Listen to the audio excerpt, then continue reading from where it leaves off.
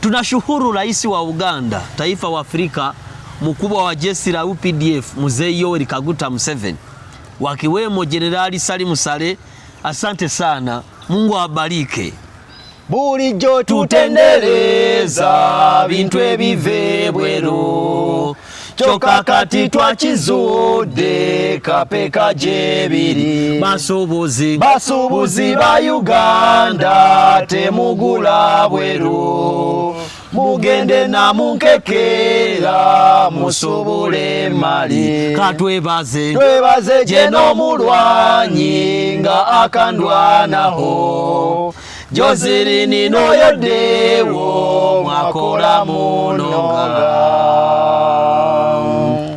Tubaniriza mu kitambiro kya Bizonto bya Museveni Muhozi ha mu Kigundu ne Jenosale nga biri wansi wa frontliners ne DCCU abafuna abalamu namwe abasiru abafira mu struggle